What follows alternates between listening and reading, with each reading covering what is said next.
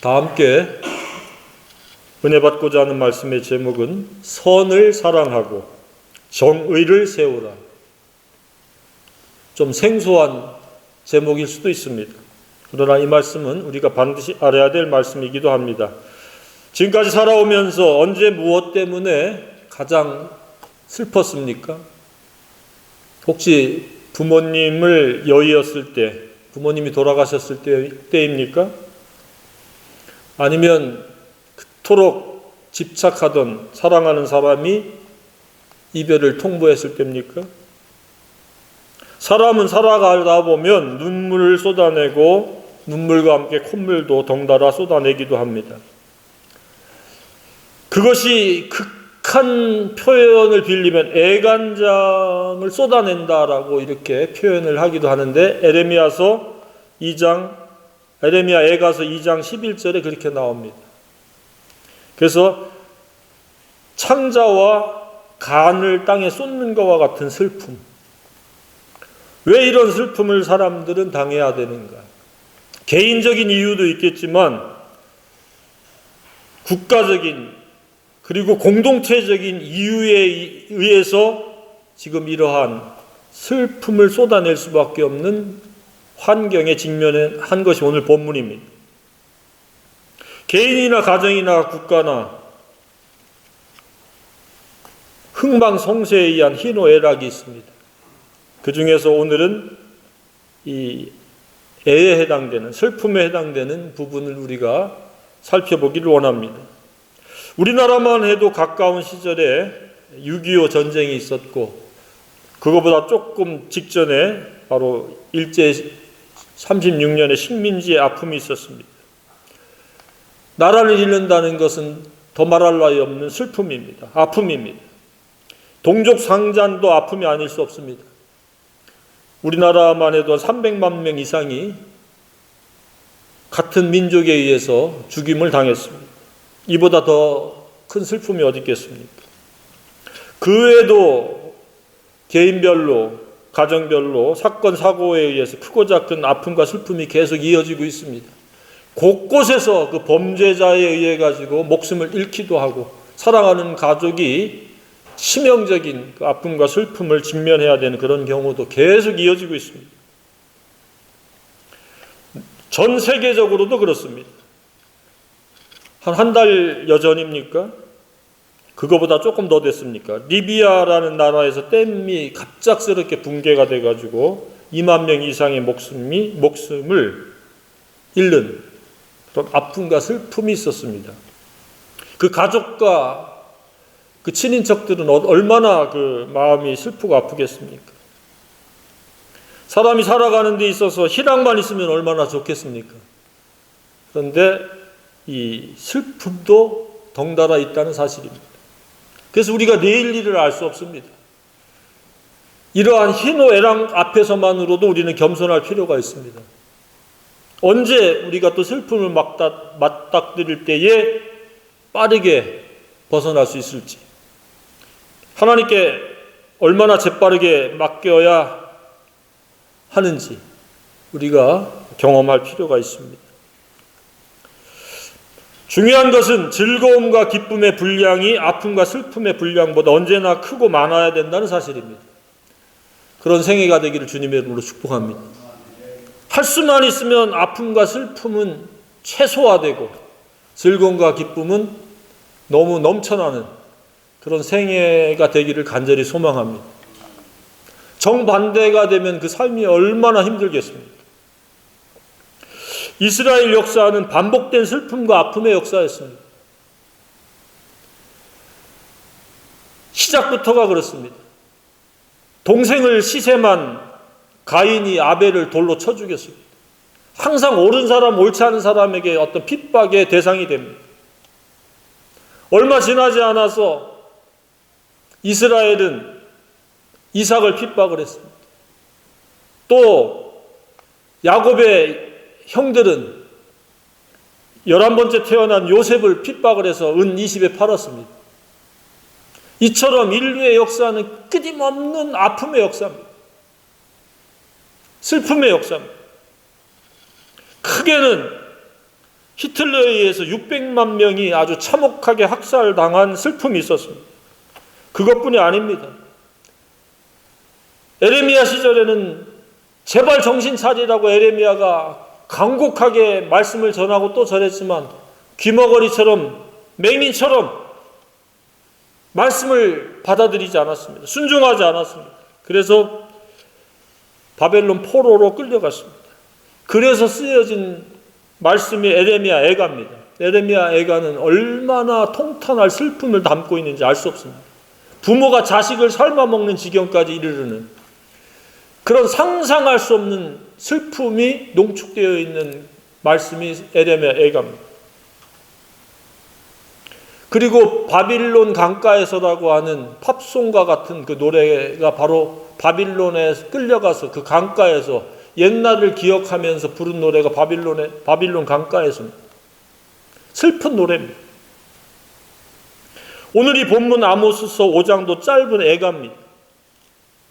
너희들 이제 슬픔을 피할 수 없는 그런 상태가 되었다. 그러면서 그 이유와 원인을 쭉 설명하고 있는 게 바로 아모스 5장입니다. 이 당시 아모스 시대에, 아모스 선지자가 살던 시대에 바로 여로보암 2세가 통치하는 그런 시대였습니다. 북이스라엘 13대 왕이고 통치기간은 41년이었습니다.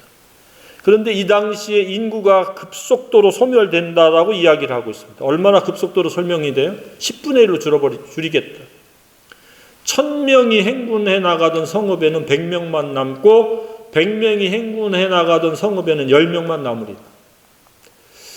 오늘날 우리 대한민국하고 이제 비슷해져 가고 있습니다. 우리나라 출산율이 0.76%. 죽는 숫자는 그것을 훨씬 더 웃돌고 있습니다. 그래서 자연적으로 지금 인구가 감소하고 있습니다. 인구가 소멸되고 있습니다. 이것도 슬픈 일이 아닐 수 없습니다. 나라가 사라질 위기에 처한 겁니다. 시작점이 지금 몇 년 전에 이루어진 겁니다.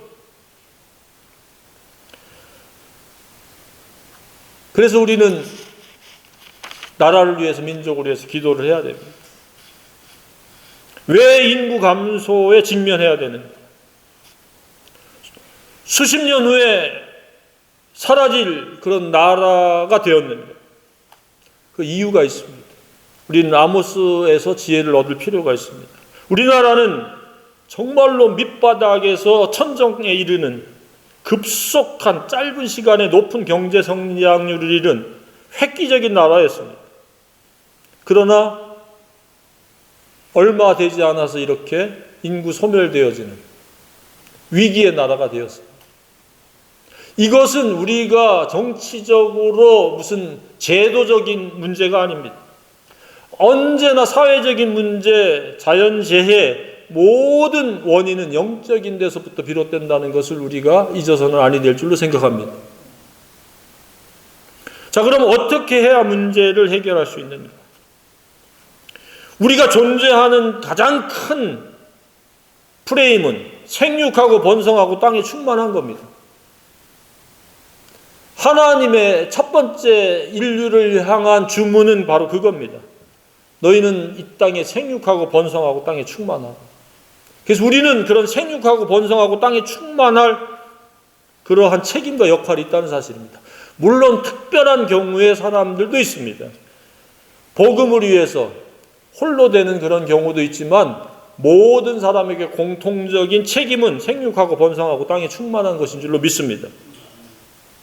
근데 요즘은 딩크족이 많죠. 두 부부만 즐기다가 끝나겠다. 그것은 하나님의 뜻을 정면적으로 대적하는 겁니다. 그래서 우리는 이 하나님의 의도와 목적을 기억하고 인지하고 살아야 됩니다. 그렇지 아니하면 우리는 계속된 삶의 좌절을 직면해야 되고 엎드러지게 되고 망가지게 되고 무너지게 되고 회복할 수 없는 상황이 되어진다라고 말씀하고 있습니다. 여기에 쭉 나와 있잖아요. 5절에 사로잡히게 될 것이요 비참하게 될 것이다. 베델에 그 불들을 끌 자가 없다. 고통을 회복시킬 방법이 없다. 그러니까 이러한 비참한 지경, 엎드러지고 좌절하고 넘어지고 일으켜 다시는 일어나지 못하리로다. 그러니까 영구한 패배죠. 실패가 아니라, 실패는 다시 일어날 수 있는 그러한 조건이지만 패배는 다시 일어날 수 없는 게 패배입니다. 왜 이러한 패배를 직면해야 되는가? 다른 이유가 아니라 무엇입니까? 4절로 6절. 하나님을 찾을만 할 때 찾지 않았다는 겁니다. 너희는 나를 찾으라, 그리하면 살리라. 말을 뒤집으면 너희는 나를 찾지 아니했기 때문에 죽으리라. 다시 일어나지 못하리라. 다시 일으킬 자가 없다. 2절의 원인이 바로 그겁니다. 4절입니다. 엎드러졌으며 다시 일어나지 못하리로다. 던지우며 일으킬 자가 없으리로다. 어느 시대건 하나님을 찾고 구하는 만큼 개인과 가정과 국가가 경쟁력을 갖고 번성한다는 사실입니다. 사람들은 잘 살아보려고 이런저런 궁리를 하고 애쓰고 노력을 하고 땀을 흘립니다. 그런데 하나님을 배제한 채로 그렇게 하면 결과를 만들어낼 수가 없습니다. 조금 더디 가고 늦게 가도 하나님을 찾고 구하는 사람의 본분에 충실한 다음에 수고하고 노력한다면 그 결과가 그 생산성이, 그 효율성이 극대화되리라고 믿습니다. 근데 사람들은 반대로 살아갑니다. 노력하고 애쓰고 그렇게 땀을 흘리는데 하나님을 배제시킵니다. 아니면 마음 내킬 때 하나님을 찾습니다. 어려울 때 비로소 그때 하나님을 조금 찾는 신용을 합니다. 그렇기 때문에 계속 이 굴곡을 벗어나지 못하고, 굴곡이 있어도 우상향을 해야 되는데 항상 제자리거나 아니면 마이너스입니다. 저와 여러분의 생애는 지속적인 하나님의 은혜로 말미암아, 하나님을 찾고 구함으로 말미암아 우상향이 이루어지기를 바랍니다. 건강이 그러하고, 경제적인 여유가 그러하고, 평안이 그러하고, 즐거움과 기쁨이 그러하게 되기를 원합니다. 따라서 하나님을 외면하고 멸시 거부하고 등 돌리고 살아가니까 쇠퇴하고 가졌던 것까지도 소멸되어지고 나라의 경쟁력이 점점 쇠락하게 되어지는 겁니다. 그리고 오히려 뜨거운 고통이 계속 자연재해가 됐든지 사건 사고가 됐든지 여러 가지 어떤 정치적인 상황과 주변 국가에 의한 어떤 침략에 의해서든지 불과 같은 그런 고통이 가중되어지는 겁니다. 불이라고 하는 것은 실질적인 불도 그렇지만 고통의 가장 뜨거운 것을 은유적으로 표현할 때 불이라는 말을 쓰는 겁니다. 여러분의 생애에 불 같은 고통이 없기를 주님의 이름으로 축복합니다. 우연히 불 같은 고통이 많은 게 아닙니다. 하나님을 찾지 아니하는 그런 교만과 어리석음, 미련함 때문에 그러한 결과를 만들어냈을 가능성이 높다는 사실입니다. 이처럼 개인이든 가정이든 국가이든 어디선가는 흥하고 어디선가는 쇠락합니다. 그 무엇 하나도 고정되고 고착화된 것은 없습니다. 또 자동적으로 그렇게 되는 것도 없습니다. 하나님을 찾느냐 찾지 않느냐에 따라서 결과가 정반대로 나타난다는 사실입니다. 하나님을 찾고 구함으로 긍정적인 결과의 주인공들이 다 되어야 될 줄로 믿습니다. 우리는 하나님을 찾아야 됩니다. 그러니까 하나님을 찾느냐 찾지 않느냐의 중요성은 무엇입니까? 사느냐 죽느냐, 잘 되느냐 못 되느냐, 흥하느냐 멸절되느냐, 행복이냐 뜨거운 불같은 고통이냐로 나뉘게 되어진다는 사실입니다. 누군가 뜨거운 고통을 당하면 하나님을 찾을 만한 충분한 이유와 충분한 그러한 하나님께서의 그 시그널, 신호가 있었는데도 불구하고 외면한 그 교만의 결과인 줄로 생각하면 거의 틀림없다고 생각이 되어집니다. 하나님 찾아야 돼요. 하나님은 어떤 하나님이에요? 사랑의 하나님이기 때문에 질투하는 겁니다. 하나님보다 더 사랑하는 대상이나 무엇이 있으면 하나님이 질투하시는 거예요. 그래서 처음에는 경고하고 사람의 매와 인생의 채찍으로 다루시다가 뜨거운 불맛을 느끼게 하는 거예요. 그래도 찾지 않으면 멸망입니다. 우리는 하나님을 사랑하는 척하는 것으로 자신과 하나님을 기만하려고 들면 안 됩니다. 그 가장 대표적인 하나님을 기만하는 것이 내가 예배당에 갔다 왔다. 몸은 충분히 왔다 갔다 할 수 있습니다. 내 마음이 하나님을 전심으로 찾으며 사랑하고자 하는 그런 간절한 구함과 찾음과 두드림이 있어야 됩니다. 하나님을 기만할 수가 없어요.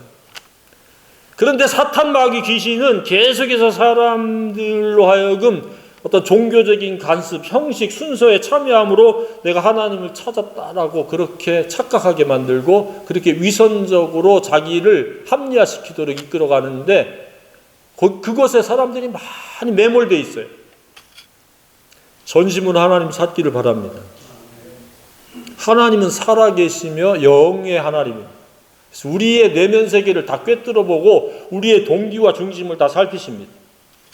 형식적으로 체면 때문에 이런저런 눈치 때문에 오고 가는 것이 아니라 정말 하나님의 말씀을 사모하고 하나님께서 나를 사랑하신 그 사랑을 헤아리면서 감사로 고백하고 찬양으로 올려드리는 그러한 사랑의 행위가 있어야 됩니다.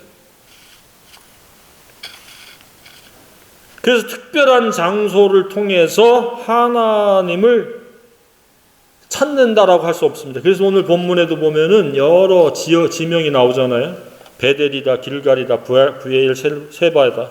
이런 종교적으로 활성화한 장소에 내가 머물렀다고 내가 하나님 찾았다, 찾고 있다라고 합리화시킬 수 없다는 겁니다.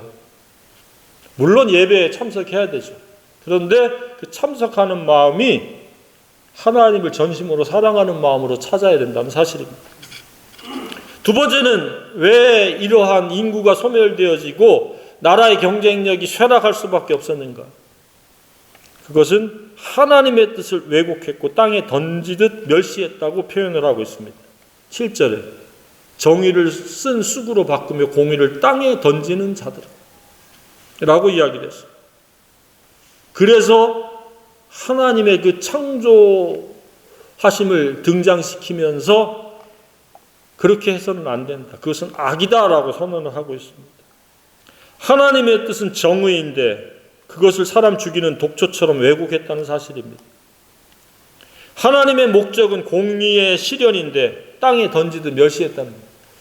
이 시대와 과거의 시대도 그랬지만 불의한 자가 잘 되는 것 같고 불법한 자가 뭔가 더 행복해 보이는 그러한 그 주류 세력들이 그렇게 되어지면 사람들이 그냥 그 정의를 쓴 쑥으로 바꾸고 공의를 땅에 던지는 것과 다를 바가 없습니다. 그런데 그것은 착각이요 잠시 동안의 미혹인 겁니다. 결과는 사망이고 엎드러졌음이고 던지워짐이고 일어나지 못하는 겁니다. 일으킬 자가 없게 되는 그런 지경을 맞이하게 되는 게 정의의 정반대로 행하는 불의의 삶을 살아가고 공의가 아닌 불법을 행하기 때문에 이러저런 슬픔과 경쟁력을 잃어버리고 쇠락되어진다는 겁니다. 자, 그러면 여기서 정의는 무엇이에요? 세상에서 말하는 정의하고는 좀 차이가 있습니다. 정의는 십자가를 통해서 나타난 겁니다. 우리가 죄 때문에 죽을 수밖에 없는 죄인인데 영원한 형벌의 대상인데 십자가를 통해서 그 죄를 용서하기 위해서 속죄 제물이 되신 겁니다. 그것이 진정한 과거나 현재의 정의입니다. 그러니까 하나님이 나에게 대하듯이 십자가를 통해서 나를 사랑하셨듯이 나도 또 다른 사람들을 십자가를 통해서 사랑하는 게 진정한 정의입니다. 사회에서만 구성해 놓은 헌법이 정의가 아니고 그 법도 지켜야 되겠지만 진정한 정의는 하나님이 나에게 대하듯이 내가 다른 사람들을 대하는 게 진정한 정의라는 사실입니다. 정의가 있기를 주님의 이름으로 축복합니다. 우리 정의는 내 스스로의 정의는 항상 유동적이에요. 잘해주는 사람에게는 잘해주고 못해주는 사람에게 못해주는 그러한 변형된 이기적인 정의인데 그건 정의가 아니에요. 자기가 만들어 오는 가짜 정의입니다. 진짜 정의는 십자가로 희생할 때 희생하고 용서할 때 용서하는 겁니다. 스스로는 스스로를 엄청나게 용서하면서 다른 사람의 조그마한 허물을 용서하지 못하는 거, 그럼 나는 정의를 어기는 거예요. 나는 그렇게 용서받았으면서 용서 못한다? 그 이율배반이면서 정의를 깨트리는 거예요. 그러면 하나님께서 우리를 다루시는 거예요. 그래서 우리는 빠르게 십자가를 지고 말씀과 기도를 읽는 목적은 십자가 사랑의 정의가 내 속에서 품격이 되도록 하기 위함인 줄 깨달으시기 바랍니다. 왜 우리는 읽고 또 읽어야 되냐? 우리는 정의가 없기 때문에 그래요. 이율배반적이고 이기적이고 자기중심적이고 자기를 돋보이는 자랑의 허세가 우리를 지배하려고 하기 때문에 정의가 내 속에서 물처럼 마르지 않는 강처럼 흐르게 할 수 없는 게, 그래서 말씀을 계속 우리는 채워야 돼요. 그래야 다시 정의가 흘러나갈 수 있는 거예요. 말씀을 채우지 않으면 우리에게서 나올 수 있는 것은 옛사람으로부터 악한 거예요. 이런 이기심이에요. 내 자신이 한 것은 당연한 거고 잘못이 아니고 다른 사람이 하면 잘못이 되는 내로남불의 그 정의를 거스리는 불의한 것을 정의로 삼고 살아가는 거예요. 그래서 우리는 알게 모르게 상처를 주고 누군가에게 아픔을 주는 거예요. 그러면서 자기가 당하는 아픔은 큰 아픔이고 내가 준 아픔은 대수롭지 않은 그런 아픔처럼 그렇게 정의를 갖다가 쓴 쑥으로 바꿔버리는 거예요. 사람을 죽이는 도구로 바꿔버리는 거예요. 정의에 대한 이해와 깨달음이 있기를 바랍니다. 정의로운 만큼 우리가 평안하게 돼 있어요. 우리가 왜곡된 정의를 갖다가 자기 멋대로 바꿔갖고 이기적으로 살아간다? 절대 행복할 수 없어요. 굉장히 뭐가 찌르고 아프게 만드는 거예요. 그래서 우리는 빠르게 십자가를 지고, 나는 2000년 전에 예수님과 함께 죽었다. 십자가로 반응하노라. 누가 뭐라고 해도 용서하고, 또 누군가에게 대해서 시기심이나 이기심이나 질투를 가지지 않고 경쟁하지 않고 있는 그대로를 존중하는 그런 정의가 작동할 수 있기를 바랍니다. 그러면 우리가 아파할 일도 힘들어할 일도 없어요.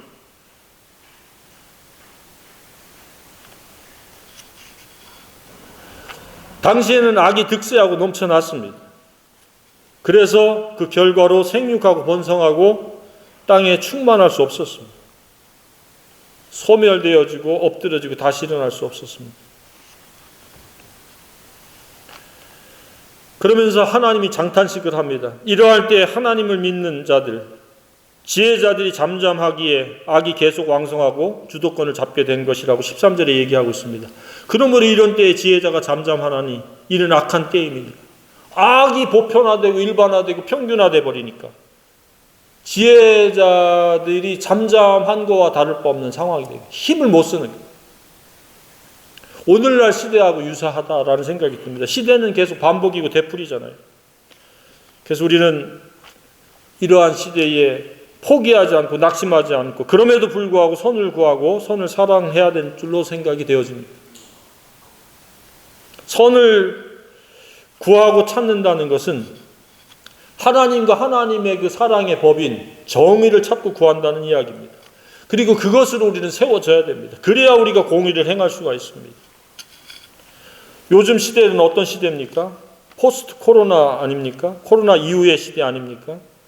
코로나 시대에 하나님께 등 돌린 사람이 부지기수입니다. 그럼 그 이유는 또 어떻습니까? 마찬가지입니다. 이제는 한 3년간의 공백이 생겼기 때문에 청년과 학생과 그나마 있던 주일 학생들도 단절이 됐습니다. 더해지지 않기 때문에. 그러면 이 3년의 공백은 어마어마한 후유증이 수년 후에 나타나는 겁니다. 그들 중에 목사님이 돼야 되고 그들 중에 누군가가 그 복음의 그 재교육이 이루어져야 되는데 그런 것들이 다 중단되어져. 그래서 미래는 긍정적이지 않습니다. 굉장히 기대하기 힘든 부정적인 결과를 우리가 맞닥뜨릴 가능성이 높습니다. 이처럼 사회적인 현상은 영적인 상태의 바로 미터입니다. 이미 우리나라도 이미 큰 슬픔이 시작되었는지도 모릅니다. 가족 살인과 자살이 늘어나고 있고 결혼의 장벽은 너무 높다고 아우성들입니다. 출산율은 0.76%, 인구 소멸이 계속 가중되고 있습니다. 이러한 상황을 정치적으로 해결할 수 없습니다. 회개해야 됩니다. 십자가 정의로 나와야 됩니다. 십자가를 믿어야 되고 십자가를 지어야 되고 십자가를 지고 말씀과 기도로 십자가 사랑의 정의가 생각의 권위요 그것이 실행되어지는 십자가 사랑이 실천되어지는 그런 생애가 정의가 물같이 공의가 강같이 흐르는 생애인 줄로 믿습니다. 십자가가 빠진 것은 자기를 부각시키는 것이고 자기를 드러내는 것과 다를 바가 없습니다. 우리는 슬픔을 끊어내야 됩니다. 그것은 하나님을 찾는 것 외에는 없습니다. 그 하나님 안에 십자가가 있습니다. 예수 그리스도로 말미암는 사랑이 나타난 것입니다. 그것이 악을 미워하는 적극적인 방법입니다. 십자가를 지는 것은 내가 악과 싸워서 이기겠다. 악을 미워하고 선을 사랑하는 가장 능동적이고 가장 적극적이고 가장 효과적인 방법이요 태도라고 믿습니다. 여기에 십자가라는 단어가 하나도 나오지 않았습니다. 그러나 하나님의 사랑은 십자가를 통해서 나타났습니다. 그것이 정의요 그것이 실현되어질 때 그것을 공유할 때 그것으로 사람들을 대할 때에 그것이 마르지 않는 꼭 필요한 물과 생수와 같은 역할을 한다는 겁니다. 마르지 않는 강처럼 되어진다는 사실입니다. 저와 여러분의 생애는 정의가 물같이 반드시 필요하고 꼭 필요하고 그것이 마르지 않는 강처럼 흐르는 그러한 생애가 되기를 간절히 소망합니다. 하나님께 영광 돌린다는 것은 말로 떠들어대고 손뼉을 치는 것이 아닙니다. 십자가로 말미암는 정의에 사로잡히고 그 정의가 실천되어지고 정의와 공의를 알도록 다른 사람들을 돕는 것이 위대하며 하나님께 영광 돌리는 최고의 방법인 줄로 믿습니다. 남은 생애가 다 그렇게 되어지기를 주님의 이름으로 축복합니다.